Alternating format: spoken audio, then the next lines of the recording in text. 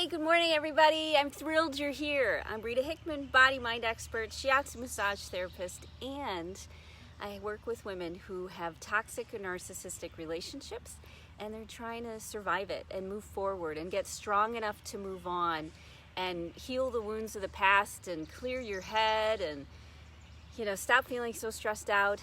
That's my specialty, helping women take the next steps in their life that they need to take.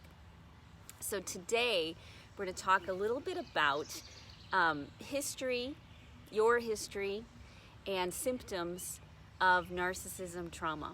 So a lot of times, we have a trauma class coming to my space tonight. And it'll be a really good class. I'm not teaching it. And it'll talk a lot about PTSD and how to help people who deal with PTSD, as well as yourself deal with PTSD. And PTSD tends to happen to people who already have anxiety disorders or already have some sort of trauma or other thing that had happened in their life. And the same is kind of true with narcissistic relationships. Many times we get into narcissistic relationships because we've got a pattern of relationship, usually from our family history. Maybe it was passed down. It wasn't just someone who was raised in a healthy family and then landed in some narcissist relationship and didn't know how to get out and didn't have any resources to help get out. Usually there's some sort of pattern or some sort of belief system that's in place. It was really shocking to me when my cousin passed away from breast cancer a couple years ago now. And one of the reasons she passed away was because she never asked for help. She never reached out. And the reason she never reached out were the beliefs, that nothing would be able to help. She could handle everything herself. She needed to keep everything secret. And talking to her, as she was passing away, I also found out about a lot of my other female family members, that everyone in our family, women of my generation on a certain side of my family, we'd all had some sort of sexual assault happen to us. And that sent me down the rabbit hole of understanding beliefs and how beliefs shape us and how beliefs shape how we live our life, even if we don't remember how the belief was formed, or even if we blocked out that sort of thing. Because when things happen to us and they're painful, what we tend to do is something called disassociation. So disassociation is when you have an experience that you can't be present to, possibly because the experience reminds you of a past experience. If people have come from some sort of abuse or some sort of sexual assault, things like that, then what happens is they tend to, at least for a long period of time, disassociate. And this is also true for veterans. Many times there's so many stories about Vietnam veterans who they didn't really start to struggle with their PTSD until they were in their 50s and 60s.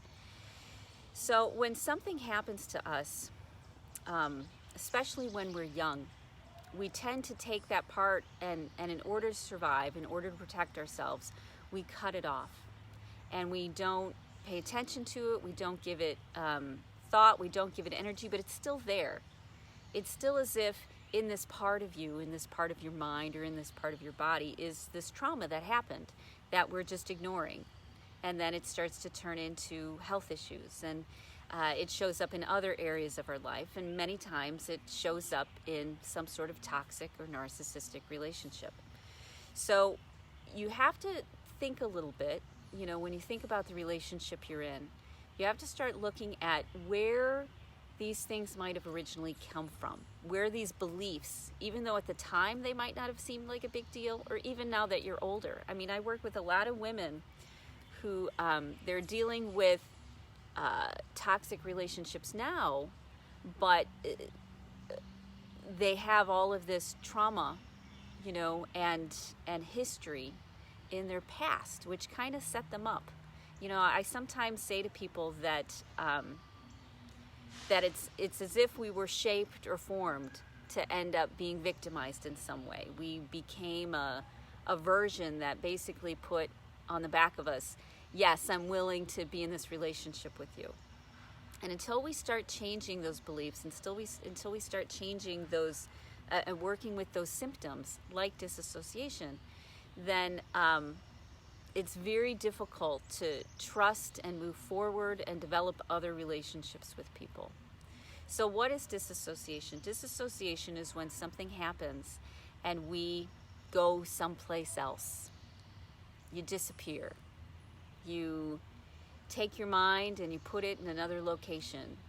And maybe to everybody who's looking at you, you look like you're enjoying yourself, or that you're involved, or that you are invested, or that you're present. And many times when something triggers this old pattern from trauma, other people don't know. Only the person, only you know that you've done this. And disassociation's really tricky because we look at it, we're so familiar with it as a coping tool. And the benefit of disassociation, on the one hand, is it gives you a supercharge in creating an observer.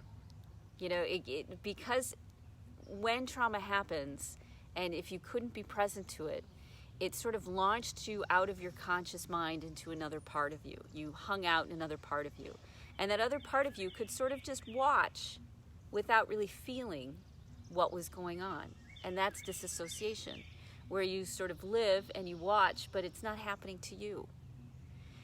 So you may notice as you're in your relationship with a narcissist or healing from a narcissist that one of the biggest symptoms you struggle with, maybe besides conflict or anger inside yourself or depression, is disassociation, where you check out. You completely check out. So how do you start to reverse this? How do you start to reverse the fact that you go someplace else, that you observe your life, but you aren't necessarily living your life? Last night I talked about on our group, I talked about how we have to start actively, proactively changing the beliefs that have been controlling us. Because maybe you've been in therapy, maybe you've done tons of stuff, and you know what your problem is. You have, issues with your mother because she was a narcissist, or issues with your father because he was a narcissist, or maybe you were, it was just a dysfunctional family, and then a narcissist came into your life from some other way, like an abuser, sexual abuse, or physical abuse, or some other sort of thing. Or maybe then you ended up being traumatized in high school. Sexual assault or physical assault, or maybe being, stalked, and all sorts of things can happen. It's like a domino effect. Something happens and then you don't really recognize it happened until you get further on in life and you're able to look back and say, oh, that happened and it really affected me. You mean when this happened to me when I was young, it helped set me up to end up in a narcissistic relationship, which I'm in now? Yeah. And so what happens is we start peeling back the layers. We start, as Rumi will say, polishing the mirror. You start with where you're at now, which is the relationship that you may be in, or the relationship that you left, that you're healing from. You start there. And you start with learning coping skills, how to cope as an adult in a healthy way that doesn't require you to disassociate. You start learning how to have compassion for yourself, how to create all the things that you were supposed to have when you were originally traumatized as a kid. You start to develop the healthy family system that you needed to have in order to move forward, in order to be the person that you wanted to be. Now in my life, what that's looked like is I created friends and family around me. I found really good therapists and coaches. I started my own practice where I could support, other women through their process. I became, passionate about body-mind science and how all of that works. And that journey then gave me the foundation that I needed to finally go back and work with the original trauma and the original symptoms, disassociation being a big one, because that's the main thing that you have when you have a kid. You can't fight back. You're too small. You don't know what's going on. Your brain doesn't finish growing until you're 28. And so disassociation is one of the main tools you got. And it becomes, for many women and many men, the main tool that they use. You're able to cope because it's just not happening to you, because you're just not present to it, because you're someplace else. So when you start actively creating a solid foundation, creating family for yourself, getting the support that you needed, finally getting that, then you can go back and start looking at some of the beliefs that have shaped you to the point where you were attractive to a narcissist, where a narcissist stayed in your life, where they didn't move on, or where someone who maybe had mental health issues, where their narcissistic tendencies came out, whereas in other situations they wouldn't come out. So there were things about you that triggered the narcissist or the person with mental health to behave in a very narcissistic way. So there's this whole dynamic of woundedness that happens. And if you want to move forward, then it's important to, first of all, get all the things you were supposed to have, to actively look for them, to put them in your life, to start learning how to love and have compassion and respect for yourself. And when you get to that point, then you can start looking at the big next step that you want to take, which could be addressing, the trauma that came from when you were young. And there'll be a lot of emotions and a lot of rage, because those are the things that you've been holding back, that you've been disassociating from, all of those feelings, until they finally got bigger and bigger because of your narcissistic relationship. The narcissist just came in and pushed all the buttons that you already had. So even though many people out there, when talking to people working with victims of narcissism, their advice is to, leave immediately, walk away, walk out. And that may be very good for some people. But for other people like me, it was important for me to build my building blocks first. Because if I didn't, then I would have been launched into the world as that child that I was. I would have been launched into the world as the 4-year-old that I was. And what will happen when that happens is that you either end up with more narcissists in your life because you still don't have the foundation and the skills and the self-knowledge and the wisdom that you need, so you'll be launched into a world that you are unprepared for, or your world will get smaller and smaller and smaller because you keep disassociating more and more.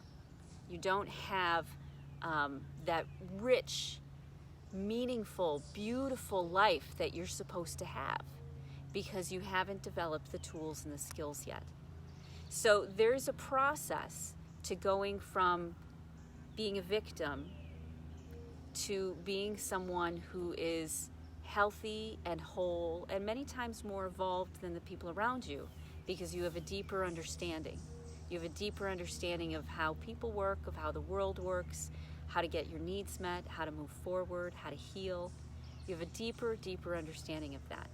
So, if you're being told to leave, if you're being told you have to leave right away, right now, right this second, I would suggest that you check it out with a few very trusted people.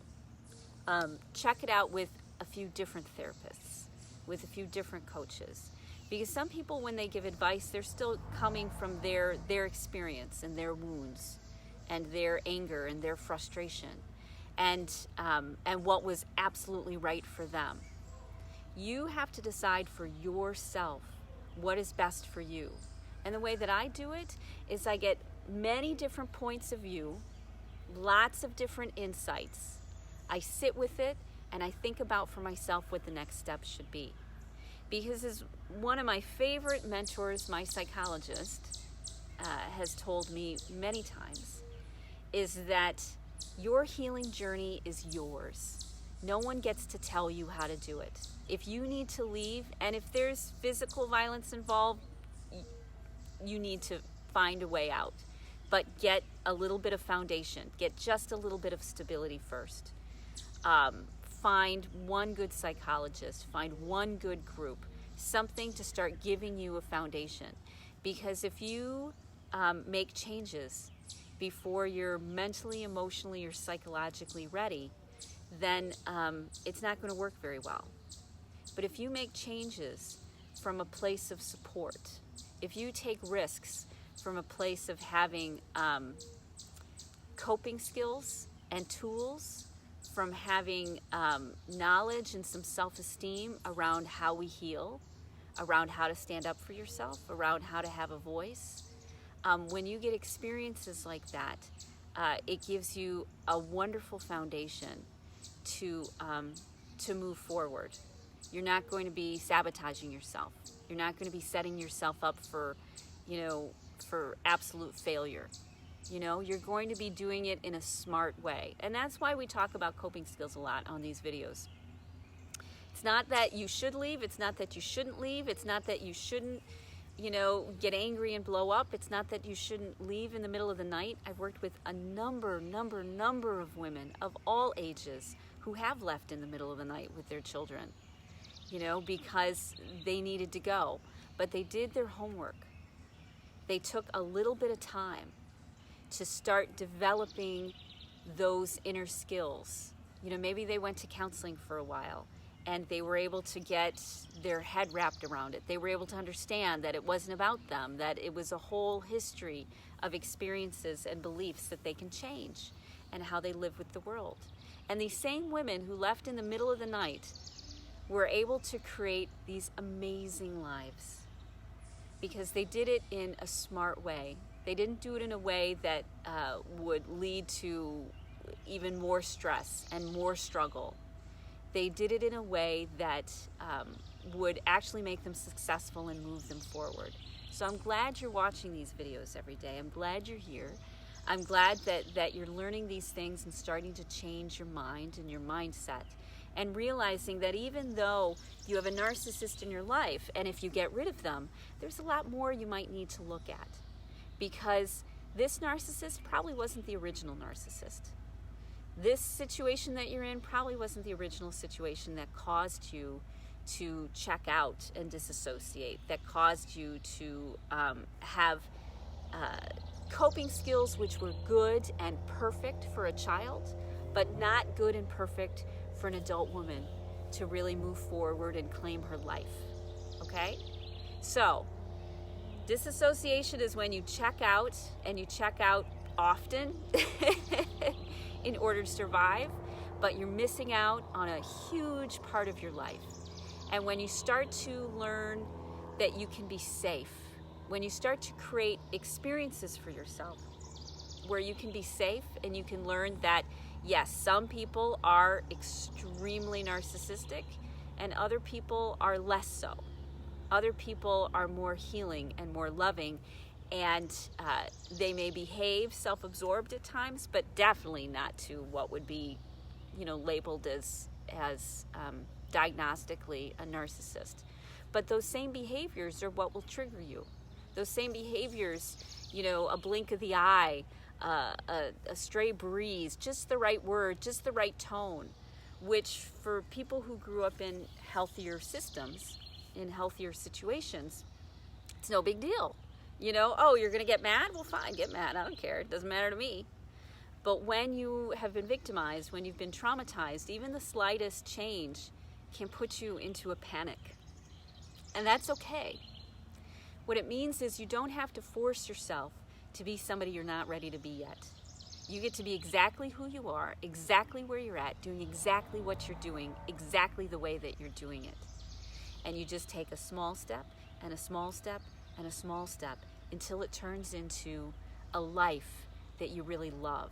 Because it's not about making the big, dramatic, melodramatic changes. It's not about rushing out the door, and it's not about screaming back. I mean, those may be parts of it, parts of what you need to do in order to reclaim yourself. But what's deeper behind it is you learning how to live in a world that's filled with people who have all sorts of issues, mental health issues, physical issues. They're getting older. You still have your parents, which probably, had contributed to it. Now you have to take care of them. I mean, there's all sorts of things involved, And so be gentle with yourself, be compassionate, be kind, and take one small step at a time. And when you're ready to leave, or when you're ready to push back and take the lead in the relationship, because maybe the relationship isn't as inflexible as you think it might be. Many times we think we're helpless and hopeless, when in reality, when we start setting boundaries, when we start having our say, when we start nourishing ourselves, the people around us change. And so you don't necessarily know what someone else is capable of until you start living the way that you want to live. And another one of my mentors would say, you don't have to leave anybody. Be who you are, nourish yourself, become that highest version of yourself. And the people that's not a good fit for, they don't want that, they will leave. So when you become this evolved, beautiful, coping, wise, connected, smart, filled with friends and love sort of person, when you'll hit a point, then you'll no longer be someone that narcissists want to have relationships with. You'll no longer be the person that attracts all those toxic people, probably because you have boundaries. You may attract them, but you recognize them fast and you're like, not a good idea. Or you'll be in a really healthy place and you'll be able to help people who are on that edge, help people who might be struggling, help people who you love. Like I've totally been able to help my dad. I've totally been able to help so many of my close friends who struggle, and yes, I've been the victim of them too. But when you're in a healthy space within yourself, then you can't be a victim to anyone anymore, because you just can't. Unless, let's say it's a crazy terrorist attack. Yes, you can go that way, but you know what I mean. When you recognize that you're not a victim, and that you don't have to be victimized, and that you've got choices, and that you've got power and control, that's how you help create healthy relationships, because you become healthy. And the people who want to come with you will, and the people who don't will fall away. But you have to focus on you first and foremost, and getting that healthy inside of you, and in the way that you need to do it, in the time that you need to do it, on your schedule, okay?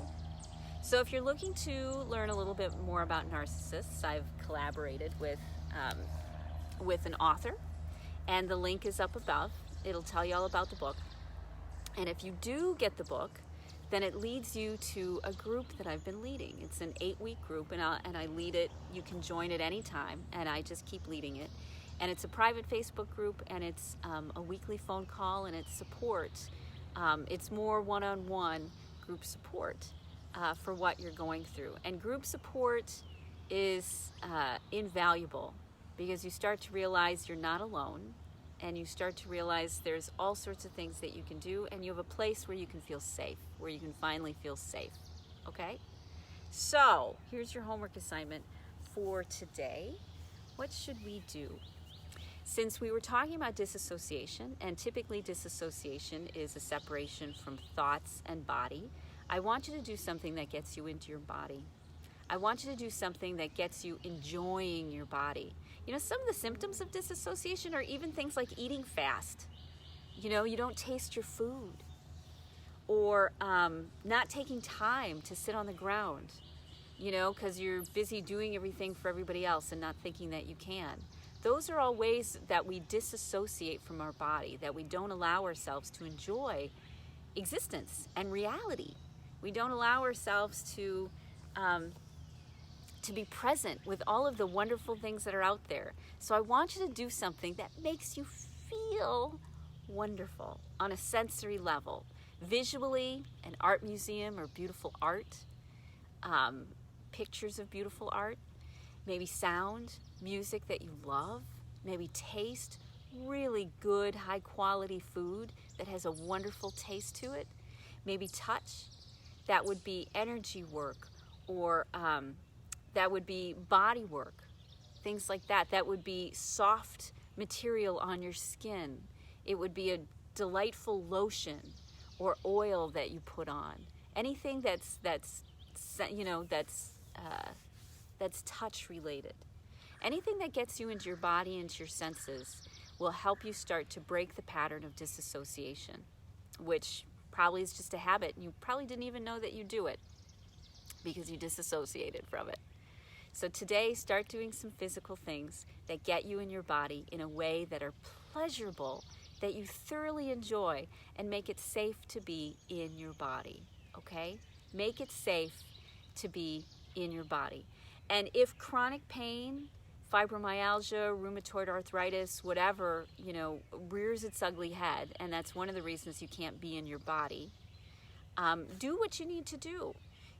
For me, I'll take a shower or a bath, and that's pleasurable and distracting from the chronic pain. Or massage is wonderful for that too. Or energy medicine is wonderful for that too. Because the nerves in your body, the nerves for pleasure, are faster than the nerves for pain. And what that means is the nerves that transmit pleasure signals are more coated with myelin. It makes them slipperier, faster. So it's like greasing the wheels. So pleasure travels to your brain faster than pain. And if you do something pleasurable, it can block out most of the pain sensors. It takes up all of those plugins, and there's nothing left for the pain. Okay? It's called the distraction method. We use it in body work all the time, where you do something pleasurable when you have to do something painful. So if you do something that feels really good, then it will dial down your sense of the pain and give you a little bit of safety to be in your body, to start being in your body and start dealing with the things which are causing the pain in the first place, okay? But you have to reconnect with you. You have to stop disassociating from life, but you get to do it in many micro little ways, and they add up, and they add up.